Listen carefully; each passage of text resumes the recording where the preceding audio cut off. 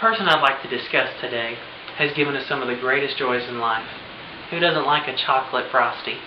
Personally, I like to take French fries and dip them in my Frosty for this kind of salty, sweet combination that I really enjoy. Of course, I'm talking about Dave Thomas, the founder of Wendy's. Unfortunately, Dave passed away in 2002, but he left us a legacy that we can use as a blueprint for success and something that we can remember him by. You know, Dave Thomas, he came from humble beginnings, but his desire to work hard and provide a quality product has really made him an American icon. And if you visit the official website of Wendy's at wendys.com, you can read Dave's biography. You know, Dave once said that only in America, and I want to quote him here, he said, "Only in America, a guy like me from humble beginnings and without a high school diploma could become successful. America gave me a chance to live the life that I want, to work to make my dreams come true. We should never take our freedoms for granted, and we should seize every opportunity presented to us." Dave was born in Atlantic City in 1932, and at the age of 6 weeks old, he was adopted. And he fell in love at the age of 12, not romantically, but working in a restaurant in Knoxville. He fell in love with his passion, being a hamburger cook, working in the restaurant industry is what he really loved. And he was determined, and by the age of 35 was a self-made millionaire, not working at Wendy's. That wasn't around yet. He was working with Colonel Sanders at KFC.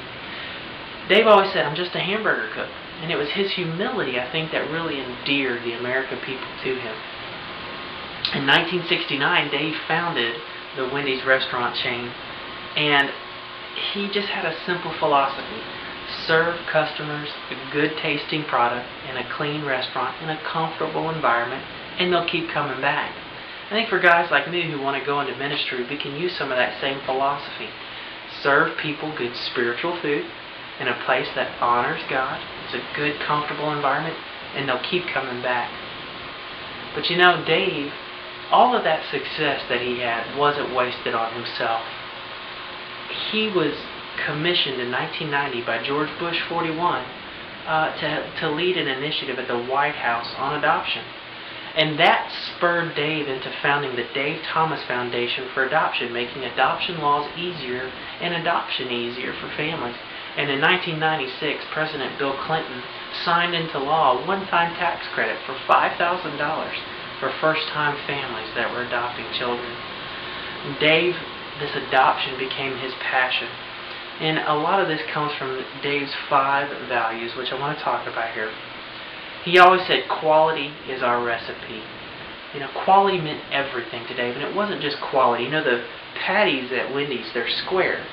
And the reason that they're square is because Dave always said, "We never cut any corners here at Wendy's." And that was true not only in Dave's professional businesses, but it was also true in his personal life. Dave felt that you never cut corners. You know, he said to do the right thing.